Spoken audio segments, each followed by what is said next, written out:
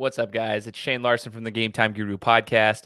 Excited to bring on this guest today on behalf of the Idaho Horsemen. We're bringing on the third quarterback in the quarterback room that's extremely talented. You guys have heard from Giovanni Sanders, Chad Mason, and now you're going to hear from the quarterback who was the starter, who won the championship for the Horsemen in 2019. And we're going to have his story shared today, talking about his whole journey through his football career. Super unique experience, and why he decided to come back in 2021 for this year's season for the Horsemen. So you're going to love this episode of the Game Time Guru. So, what time is it? Game time! This is the Game Time Guru podcast, where I interview sports figures from all over the world to help deliver a panoramic view on sports. So whether you're a former athlete, one of the crazies, or simply a casual sports fan, this is the perfect show for you as we peel back the curtains and learn from our guests every single week. I'm your host, Shane Larson, and I'm helping you see sports through a different lens.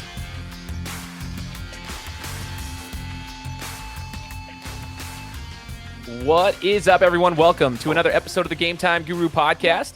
As you know by now, my name is Shane Larson, host of the show. Excited to be here with you guys. Real quick, if you guys have not followed me on my Instagram or Twitter pages, go do so. At Game Time Guru on Instagram, at the Game Time Guru on Twitter. I'll put them here in the description.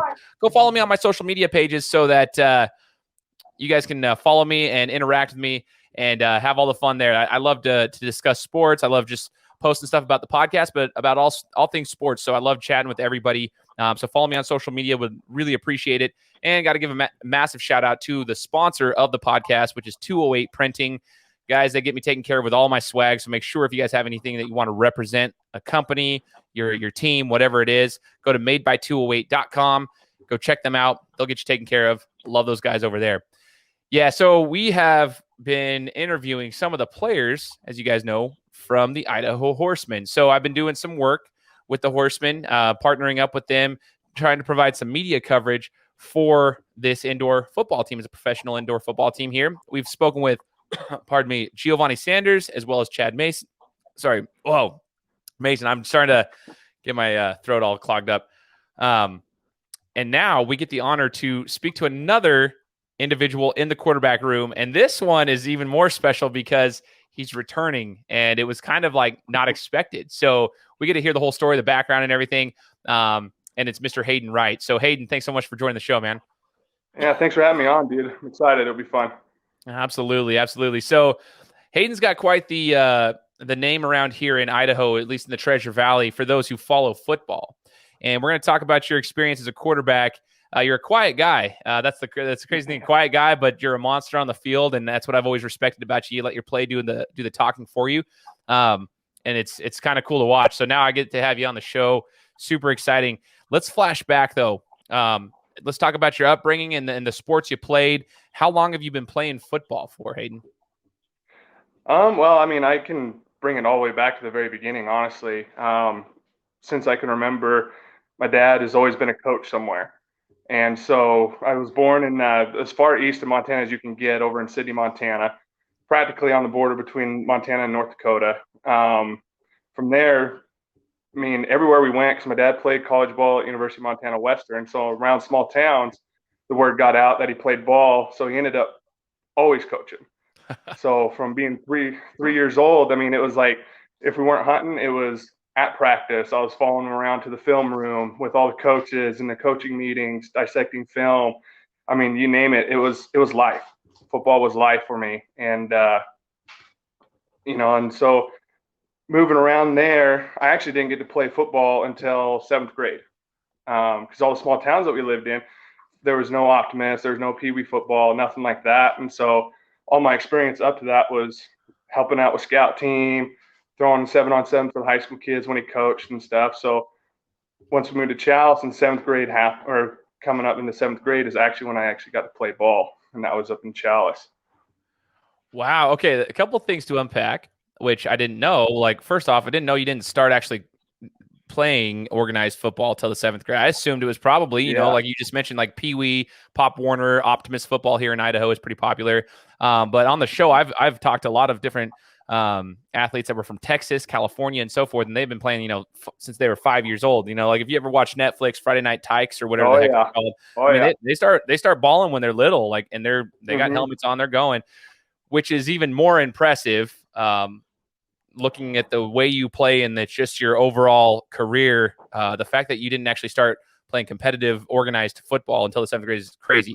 Second thing I want to ask, Chalice. So you come from Montana, coach's son. Yeah. You're already dissecting film, which also makes a lot of sense now. Like I can see things now. I'm like, oh, that's why he's like, he knows the game. Super, super high IQ. But Chalice, it's a small town. Did you guys play full like 11-man football, or was that like 8-man or what? No. So actually, our last year when we moved to Charleston, I was in 2nd grade. So I mean, like I said, my dad coached all the way up to that point, and then 7th grade came around. We were 2A still, so it was 11-man ball.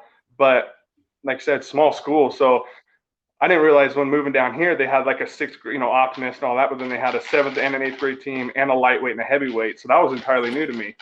But there, it was just we had enough guys that we had to take the 8th and 7th grade team and put a team together and go and play. Oh, wow. Okay. Yeah, we're flashing back now. Okay. Yeah, so it was like that, like people playing both ways was a normal thing over there because we only had, I think, on that team, I don't know, maybe 21 kids probably or something like that. Wow. And so after that, it and that was comprised of both the 7th and the 8th graders. So not a lot of kids. We were the small school. And then the year after we moved to Nampa in 8th grade is when they dropped down to 1A, which would have been 8-man football. Okay. So you were playing when it was the full 11-man, but then they dropped it down after you already left. Okay. Yeah. I got you. That's crazy. So I mean, relatively small town coming from there, moved over to Nampa, Idaho. For those who don't know the Treasure Valley of Idaho, I know I got listeners across the country and as well as in 89 countries. So we got to explain in Idaho, the Treasure Valley consists of like the surrounding areas of like Boise. Boise's kind of like the capital of Idaho. And then you got like Eagle and Meridian and Nampa, Caldwell. Like there's just all these surrounding cities within like a 15-mile radius of Boise. So Hayden went to Nampa, which is right outside, 15 minutes from Boise, if that. So you go there. Did you all? I also had a question for you, Hayden. Did you play quarterback your whole life as well? Yeah. Yep. Always up until college, my year at Montana Western. Okay, so let's unpack that too. So you also mentioned at Chalice, like they would play in both sides, like Ironman ball was pretty common. Did you actually play both sides of the ball at that time? Yep. Yeah. So in 7th grade, I played both quarterback and linebacker, and then again moving to Nampa, going to West Middle School there, I played both quarterback and linebacker, and then at Nampa High, I was a 2-way. Well, freshman and sophomore. Well, freshman year we had a few packages, but then sophomore year I played defense because Quade Morris was the quarterback at the time. He, if you haven't heard of him, dude was a stud, absolute stud. He actually went to Weber State on a full ride. And so I played defense as a sophomore, and then junior and senior I played both ways, quarterback and linebacker. Man, you played both ways. Dude, that's crazy. Yeah. I mean, that's a little risky from a coaching perspective, especially if it's your quarterback playing both ways. I don't know. It kind of gets me like thinking, I'm like, I don't know if I'd want him going on the other side, especially at the high school level when you're getting to the varsity level. You never know what's going to happen. Yeah. Some of the teams you're playing and whatnot. Okay, so that makes a lot of sense. You have a pretty good high school career. Talk to us about some of the high school experiences. What was it like at Nampa for you, man? It was a good time. I mean, my freshman year, we were very successful. Freshman year, we went to the state championship. That was actually my first career start as a freshman, was in the state championship game against Blackfoot. So that was pretty much throwing me to the wolves, trial by fire, but we ended up losing. But hey, it was a good experience. I get to hold that. And then sophomore year was, again, we were a pretty good team. We made it to, I believe, the semifinals, if I remember correctly. And then junior year, we had good success as well. We only made it to the quarterfinals. In my senior year, we weren't very good. We missed the playoffs. Oh, man. So what would you say was one of the biggest lessons that you learned playing football, I mean, through your high school career? Because hearing that, like you had it almost seems like every year it was like where some people want to, like, by their senior year, they want to win the state championship. It almost seemed like every year, I mean, you played well, but like the actual end goal got less, like it was further and further away each year. What was your biggest lesson in high school ball that you learned for your life, for that matter? It was basically adapt and overcome, honestly. So my freshman and sophomore year, two of the best coaches I've ever been able to be a part of were there. Matt Holtree, who's now the head coach out in Homedale, who actually stole, I don't know, I say that lightly. I mean, we're family friends, but my dad was also a coach at Nampa for my freshman and sophomore year. But when Matt Holtree left for Homedale, he took my dad with him as the O-line coach over there. So my dad left, Matt Holtree left, and then my offense coordinator, Eric Johnson, left as well.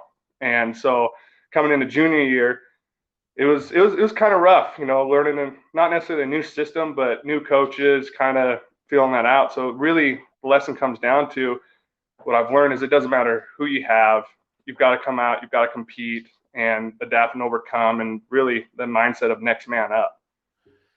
Wow. I'm actually glad you said that. When I talk to athletes on the show, Ryan Johnson, for example, he was a Hall of Fame running back at Montana State, I believe. Yeah, the Bobcats. Mm-hmm. He was talking about the same situation in college. At least they had a whole new coaching staff kind of come in, and I asked him, why is that difficult though? Because like it is for some people that are just the casual sports fan, they don't understand why that's difficult. So could you kind of elaborate on that too? Like you lost a couple of coaches, including your dad. Like like they go over there, and you're getting a whole new coaching staff. So how did you adapt and overcome? Like, what's something that you've learned, Hayden, because you have been super successful throughout your career? How were you able to do that? So the athletes that are listening right now, especially the younger ones, can maybe implement some of those things.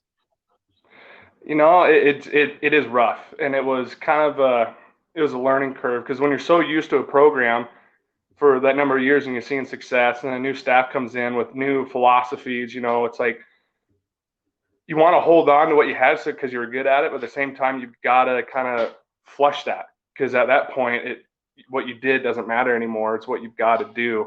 And so it's kind of, I can kind of say I really didn't have an open mind to it, honestly. So those next 2 years were a little rough, butting heads with those coaches. So I wouldn't say that I was a good example of how to move on from coaches leaving, but learning from that, it's like, I mean, at the end of the day, it is what it is. And when new coaches come in, you got to perform for them. You've got to do your job regardless of what they're asking for. Yeah, that's a life lesson. It's a life lesson because like you get into a career, right? Like, and you might have a boss and a set of leadership that you're used to, and all of a sudden that might change. And ultimately, what pays your bills is going to work, and you kind of have to do it regardless, right? And I think that's what you're saying right there is interesting. When you're younger, especially, I mean, all of us that were in high school and stuff and competing at the varsity level, that like we're hot-headed, we're prideful at times, we're young. That's just how it is. We had no life yet, and so it is harder to do that. But just talking to people like yourself, like it's something that's going to happen. Some kids never have to experience that. They have a great, it's all dandy all through high school, whatever, no shifts, nothing happens. But there's a lot that do. They have coaching changes. They have to adapt. They have to overcome. They have to go through that. And I think one of the biggest things that I've heard from athletes, maybe you can attest to this, is looking for the positives in those new coaching staffs and those new situations. Like if you look for the positives and see what they can bring, typically speaking, I think you can at least get through it. You might not necessarily agree with everything they do, but you can at least get through it. Going out of high school, Hayden, you mentioned you had a college offer, or you were playing college ball. So talk to us about your college experience and kind of what went down over there. Yeah, so, I mean, I kind of took a weird route to get to college. So I graduated in 2011 and actually ended up not going to Montana Western immediately out of college. I was kind of that kid that, well, I didn't exactly believe, people when they say, hey, when colleges come look at you, the primary worry is grades. So I kind of was that kid that kind of skated through school, just did enough to get by, mostly C's, a few B's here and there. So through my high school career, I was recruited pretty heavily. By Boise State, had Oregon looking at me, Texas Tech, and a few other schools around the Northwest looking at me. And that's what it came down to, is like grades. And so once I graduated from high school, I had nowhere to go. Basically graduating with a 2.3, it's like, so it was kind of a slump. And it took about a year.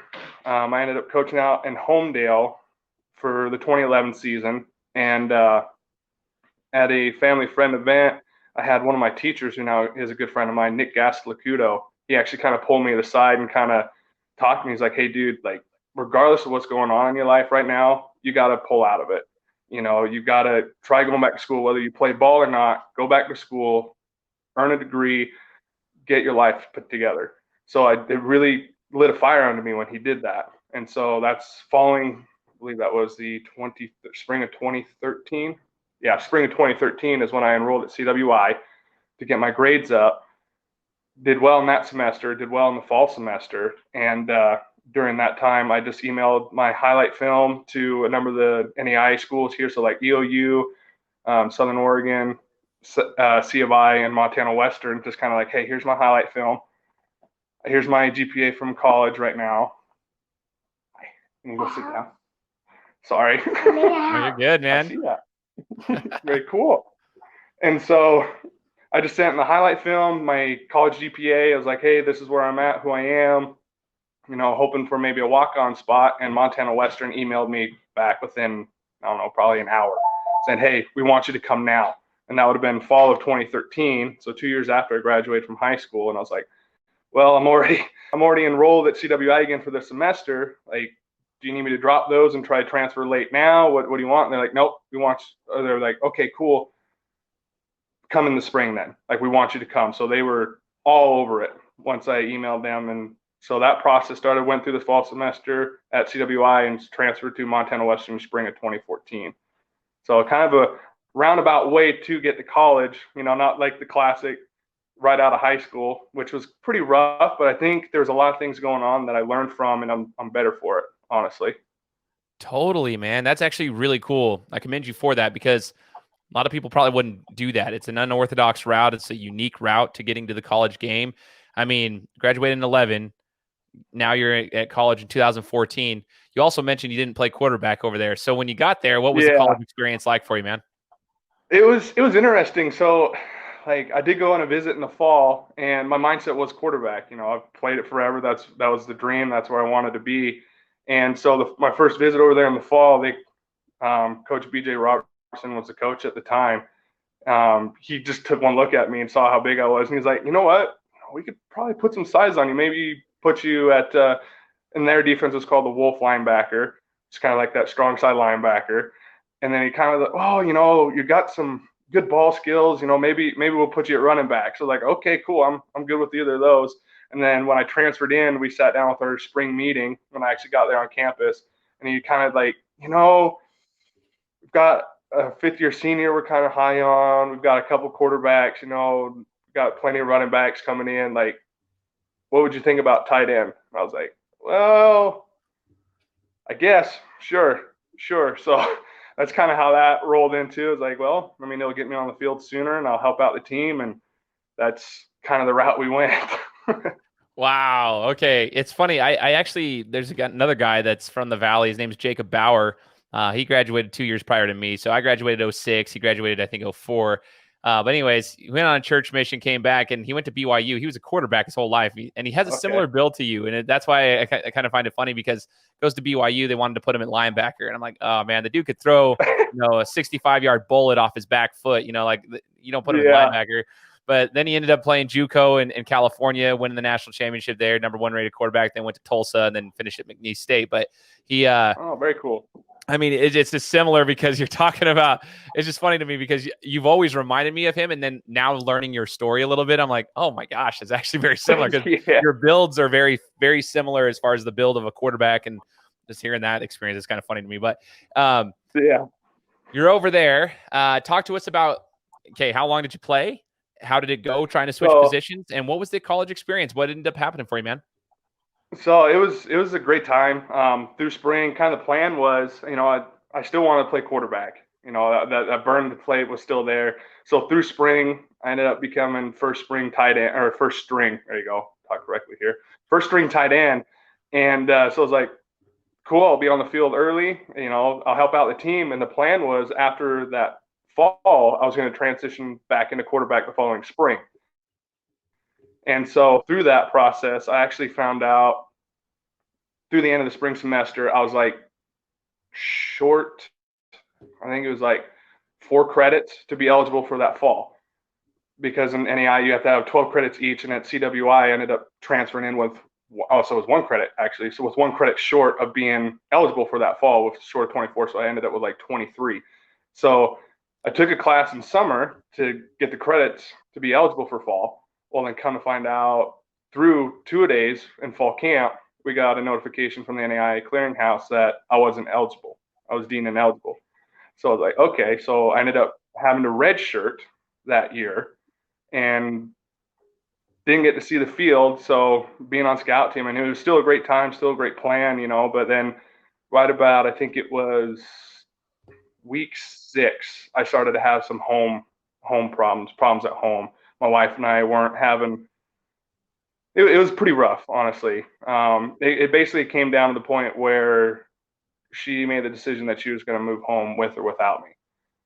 And so that was like midway through the season. And so I really had to kind of sit back and reflect and kind of be like, okay, well, what's important to me? It's like, do I stay here? Do I try to save the marriage? So I actually ended up talking to many of the coaches, many teammates, and everybody was like, hey, we get it. Marriage is for life. Football's now.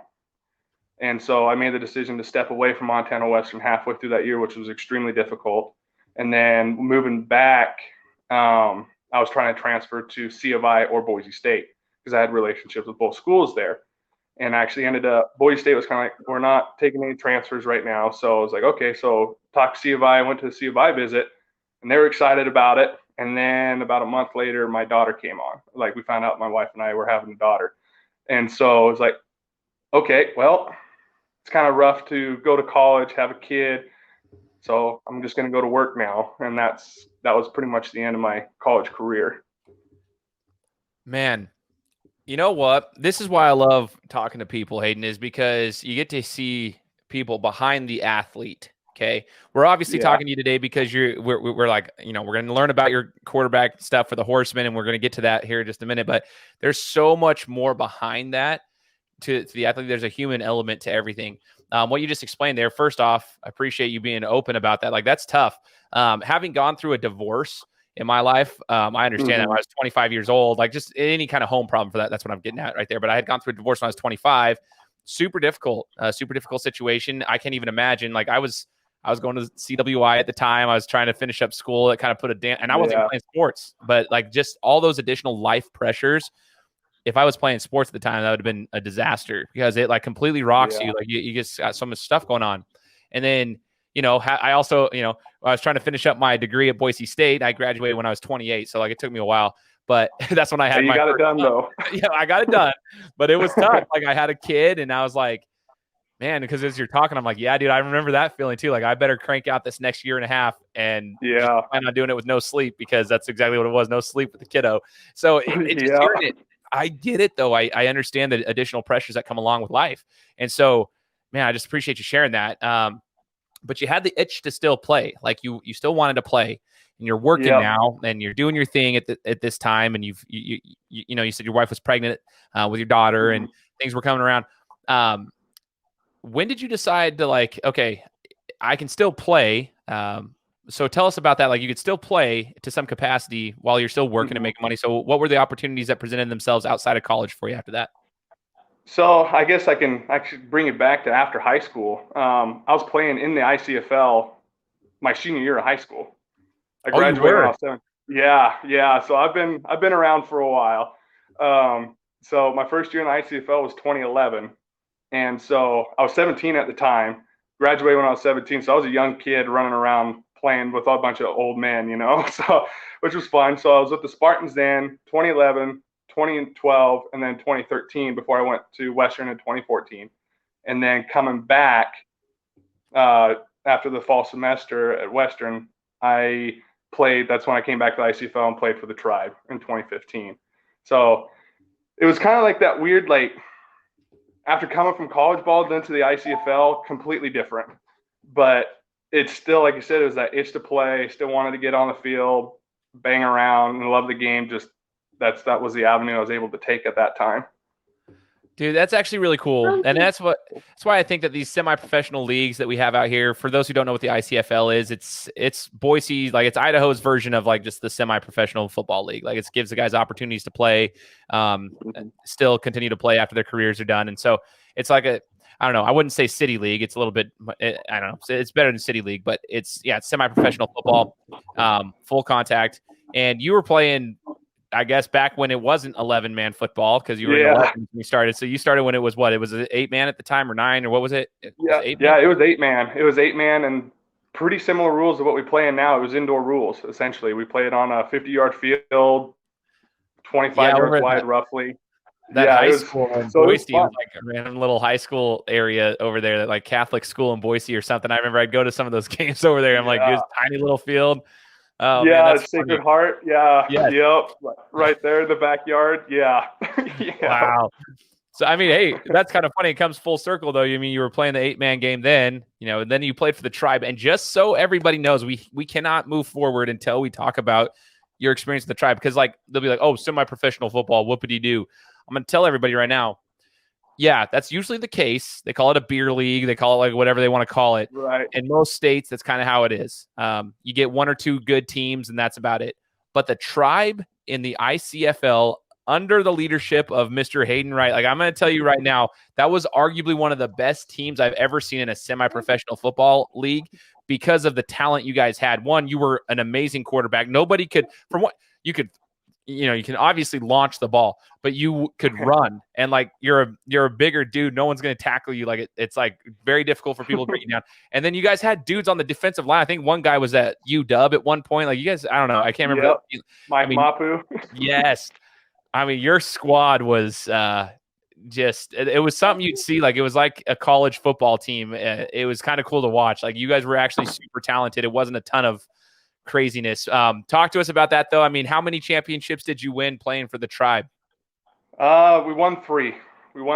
And actually won 2 with the Spartans as well. So I mean, like coming back to the Tribe and that team that you're talking about, it was like, at least for our team in itself, we had a bunch of former college guys, but we were a close group, family. I mean, and that's, I think, what made us play so well, honestly. So it was probably the most fun I've had playing ball was with those guys. And the talent that we had, and the mindset and the football knowledge and the structure that we had on that organization is really what propelled us forward, honestly. Totally. Man, I think it was awesome. It's so much fun watching you guys. I remember watching, I think it wasn't your last championship. It was the next to last. Because I thought you guys had beaten the Tide in your last one. I can't remember, but maybe it was. Yep. Because you took it like on a 4th down or something and ran it or something to ice the game. I can't remember, but I was watching it on the stream. But it was the year before. I know this sounds weird. I told you it sounds awkward because you're like, what the heck? It's all good. But I think you were playing. It was my buddy Daniel Jenkins. And the Titans, is that who they were? Was it the Rough Riders? Yeah, the Rough Riders. That's right. The Rough Riders, and D Jinx was running, and like I remember thinking, oh, well, they're pretty good. The Rough Riders are actually pretty good. They could beat them, and you guys just manhandled them. I just remember like watching how good you guys were. I'm like, yeah, there's levels to this, and like the Tribe is just there's a different level, because Jenkins had a solid squad too, and they just weren't even close to that level. So it's just funny to listen to that. So here's the cool thing here in Idaho, guys. That's why I wanted to have Hayden on the show, is because he played in this semi-professional football league for years. Like you had a name there. Like you had made your mark there, multiple championships. It was really cool. And you played really high quality football. So which is very rare in semi-professional football. So that's the cool thing, is it was high quality football. And then enter the Idaho Horsemen, which we've had a couple of teams come through the Treasure Valley before. I mean, we had the Stallions when I was in elementary school. We had the Burn when I was in high school, who was the AFL team downtown playing in the CenturyLink Arena. And then that never worked. And everybody's tried to put these teams together. But then the Horsemen come around. And it's always been fun. These teams have been awesome to watch. Indoor football, professional indoor football, the Horsemen, 8-man. Like it's indoor rules. I mean, it's arena rules, and it's a small field and whatnot. What made you want to go over there? Because when I saw that you had signed, like they were posting on all over the social media stuff a few years back, I'm like, oh snap, we're going here from the ICFL over here. Okay, Hayden Wright's going to be leading the crew here. What made you Yeah. make the next step to go play for this Horseman team? So I kind of got to rewind you back a little bit. So after the 2016 with the tribe, well, funny stat about that actually is, although it is semi-pro, we were recognized as the national champion in the semi-pro division that we were categorized in, which was pretty cool. I mean, Totally. I mean it is semi-pro, but it was like that's pretty sweet. So after that, the film that was accumulated during, because at that time the league was pretty competitive. So I had sent my film out to some CFL teams and got some opportunities and tryout invites from some CFL teams like the Edmond Eskimos, the BC Lions, and then the Saskatchewan Rough Riders. Got invites from those three teams. I actually got to go down to Vegas for the tryout with Saskatchewan, which was a good time. I didn't perform as well as I wanted to, so I didn't get a good look and got kind of skipped over there. But then I don't know if you're familiar with Rivals Professional Football League. Or maybe. Yeah, so I went and played with them in Detroit in 2017. And so that was kind of like my mix there, or my missed season there with the tribe from 2016 to 2017. So I played in Detroit in RPFL in 2017. And things didn't really work out there. The housing situation was bad. I was out of money, and so I had to come home early. And on my way home, I was kind of like, well, what am I going to do now? I just try to leave home to go play still. And then literally a buddy of mine called me and was like, hey, have you heard about the Idaho Horsemen? I was like, no, what is that? He goes, well, it's an indoor team coming to town and they're going to have a tryout soon. So I was like, sure. And that was literally, I was like on this side of the mountain home coming into Boise from my drive from Detroit when he told me that. So I was like, oh, wow, okay, here's a professional opportunity to play here at home. And went to the tryout, performed well, got the invite to camp, and that was all she wrote, I guess, is what you can say. Wow. What a coincidence there too. How ironic, you're on your way home and you get the call like that's, and you're really close to home. Like, so yeah, for those who don't know, Mountain Home, okay, we're about 40 minutes away from where Hayden was coming home. Okay. About 30 minutes away. So that's out from all the way from Detroit. You're about 30 minutes away from home, 40 minutes away from home, and you get the call. That's awesome, man. So going with the Horsemen, what the first year of the Horsemen's existence, we've talked about this before. You guys went undefeated, but it was kind of an interesting year, and I'm curious to hear what your thoughts were. 2019 inaugural season, undefeated champions, and I want to know what your thoughts were in that league, what it was like for you, just the overall feeling that you had playing in a professional football league, albeit a small one, but it is professional football, and what it was just like for being part of this brand new team, brand new league, if you will. It was a lot of fun. I mean, it really was. And like you said, it was a startup league, and it was year one, so it definitely had its ups and downs, but overall it was a great time. We obviously played well. Not very often you can go undefeated. Not very many people can say that, especially at the professional level or even a first year. But I think from that first tryout, I think what really gave us an advantage to that was the fact that we had a lot of dudes here local, and we were doing team OTAs for an entire year leading up to that. So knowing the dudes and getting that experience and actually finally getting to travel, and do all the fun things again like you did back in high school and college, traveling with your buddies, getting to see other towns, new places, new faces, actually get to play in front of fans in a small arena that are literally right next to you on the field, so you can hear them talking to you while you're playing, getting a play call from the coach and fans talking to you while you're trying to make a play call. It was an absolute blast. It was a lot of fun that first year. Man, it's actually cool. So for those who are here in the Treasure Valley, make sure you guys go check these guys out. You've heard the other episodes about it. I'm working with them from the media standpoint. The Horsemen, it's actually a fun environment. Even if there's regulations this year, at least there's going to be fans to some capacity in the stands, right? If there's regulations where they have to split them up, whatever, but like there's going to be fans to some capacity, I'm sure, in the stands. It's actually a really fun game. Talk to us about that too, though. You're not unfamiliar with the 8-man game, like just the indoor rules and so forth. But what is the biggest difference for you, Hayden, playing quarterback in that kind of environment, smaller field, shorter field, everything, compared to maybe an 11-man league? Things are so much quicker. I mean, typically, the 11-man game, even like simple slant concepts or even your deeper balls, you've got a little bit more time to allow those things to develop. This game, it's quick. It's the window's there, and if you don't anticipate the window being there, it's gone. And so that fast pace, it's just, I think it's a lot more fun, honestly, being indoor, because things are that quick. You don't have time to think. It's read and react and play as quick as you can. Obviously, play smart, but it's really hard to describe how quick it actually is, and it just makes things fun. It's just a blast. That's literally all I can really how I can explain it in the end. It's a lot of fun.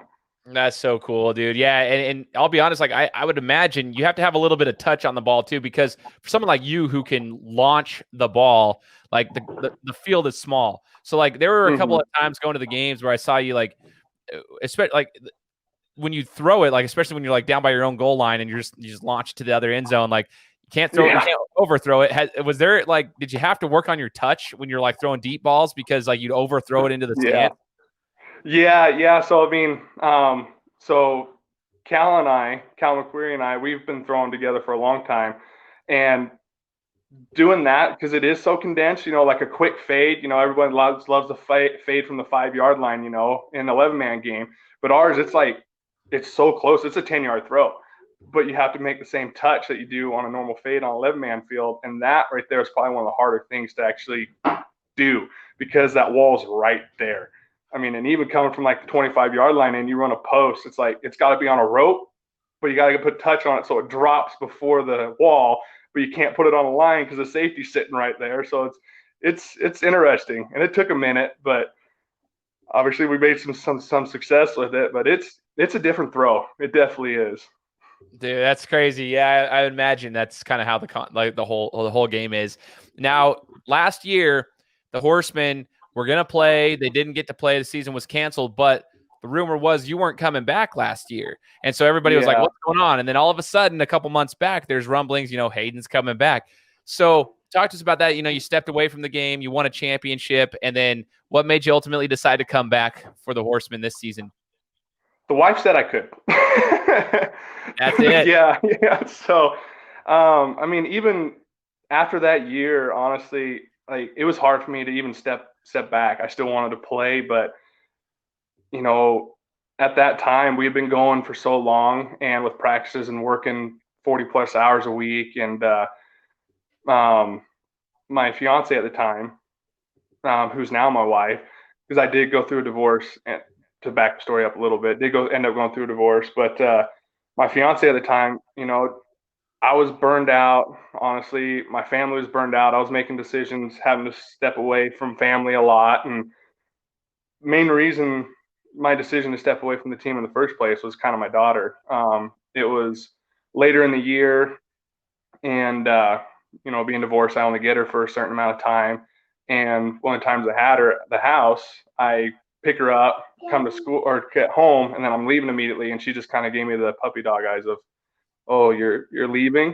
It was like, "Yeah, I got to go to practice." So that kind of ripped my heart out. And so kind of with all that, it was like, okay, I need to take a break. I need to reprioritize things, get my life in order. And then with doing that in that last year, I had to like cold turkey it. I had to cut all ties. Basically, I stopped following them on Facebook because it hurt just to see things going on. It's like I wanted to be there.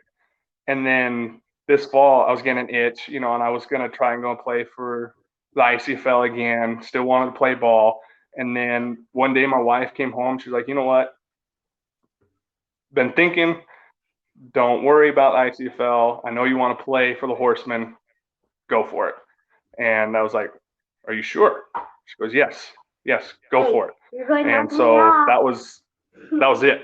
I didn't even think twice about it, and made the phone call, talked to a few players on the team to make sure, like, "Hey, how do you guys feel?" Why? "How do you guys feel? If I came back?" Okay. I love this.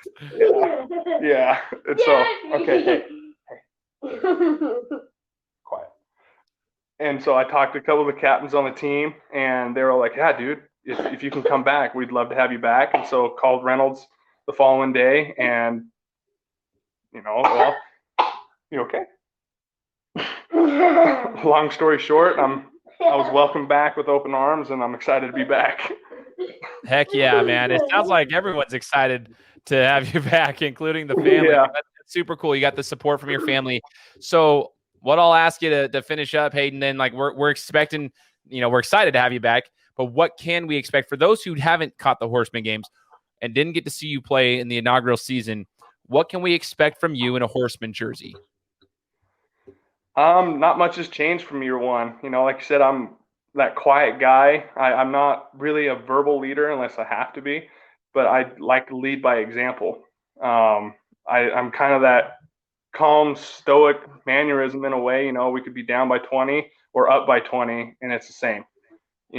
I'm a true believer in leading by example, and our end goal is to win the game. And when we're in the end zone, that's when it's time to celebrate. And so that's kind of my philosophy, I guess. And sorry, I'm getting really distracted. Oh, I dig it though. I know it's chaotic over there. I think it's awesome that you have your kids are all excited. I love it. This is part of the thing, and don't even worry about it, man. That's part of like recording this. We all are at home. It's part of life, and I think it's awesome. And everyone's just having a good time.